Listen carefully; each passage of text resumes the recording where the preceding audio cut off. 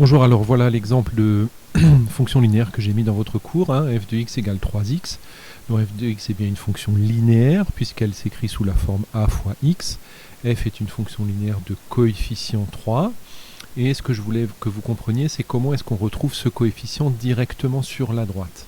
Eh bien, vous partez d'un point que j'ai appelé a ici, mais vous pouvez prendre n'importe quel point de la droite, ça marche à chaque fois. Vous vous décalez d'une unité vers la droite, et vous remontez parallèlement à l'axe des ordonnées vers la droite, et la distance que vous avez ici correspond toujours au coefficient de la fonction. Et ce nombre 3, ici pour cette fonction, qui est donc le coefficient de la fonction, c'est ce qu'on appelle aussi le coefficient directeur de la droite. 3, c'est le coefficient directeur de cette droite. Alors je vais vous montrer ça sur un autre exemple. Je vais déplacer ça un petit peu. Par exemple, je prends la fonction g ici, voilà une autre fonction linéaire. Vous savez que c'est une fonction linéaire parce que c'est une droite et qu'elle passe par l'origine. Donc g de x va s'écrire sous la forme un nombre fois x. La question c'est est-ce que je peux retrouver ce nombre? Donc je vais utiliser le même truc qu'ici. Je vais partir d'un point, ici qui est sur la droite, n'importe lequel. Je vais prendre celui-ci, celui-là. Évidemment, je choisis un point qui est dans un nœud du quadrillage parce que c'est plus facile. Disons que je prends celui-ci. Voilà. D. Je me déplace d'une unité vers la droite, E, et je me demande de combien est-ce qu'il faut que je remonte pour retrouver la droite ici.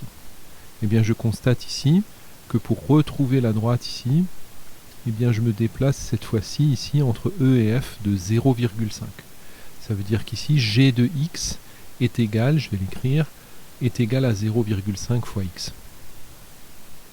Donc cette fonction qui s'appelle g, elle est égale à 0,5 fois x. Je l'ai trouvé directement sur le graphique sans avoir besoin de faire de calcul. Je répète, je pars d'un point qui est sur le graphique, n'importe lequel, je me déplace d'une unité vers la droite, je remonte parallèlement à l'axe des ordonnées vers la droite, et cette distance-là, ici c'est 0,5, ici c'est 3, c'est le coefficient de la fonction. Donc vous pouvez assez facilement retrouver le coefficient de la fonction directement sur le graphique. Évidemment, il faut que ce soit un nombre simple pour le retrouver sur le graphique. Si je mets 12,432, vous ne réussirez pas à le lire sur le graphique. Mais pour des entiers ou des nombres à virgule simples, c'est possible.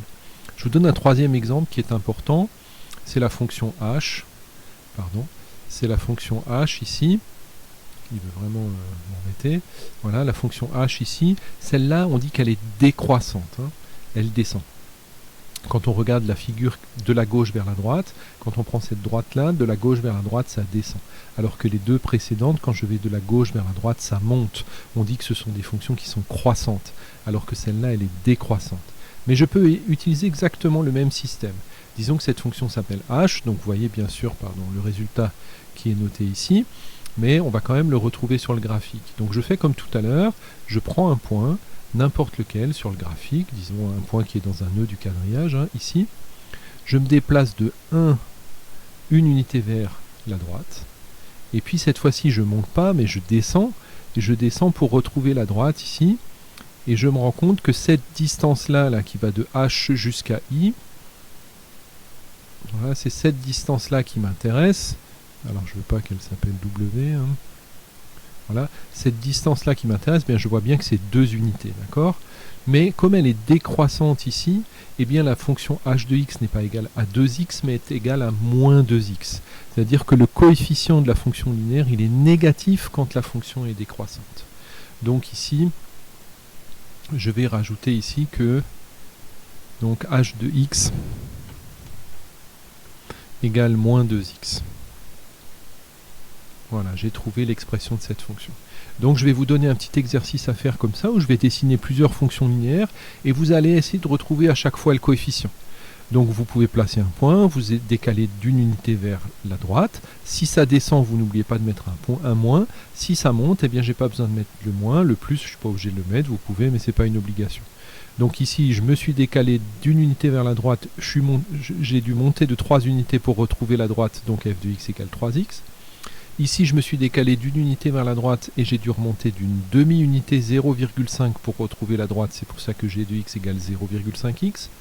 Ici, je me suis décalé d'une unité vers la droite, mais cette fois-ci, j'ai dû descendre de 2 unités pour retrouver la droite. C'est pour ça que h de x égale moins 2x. Voilà, j'espère que ça a été clair.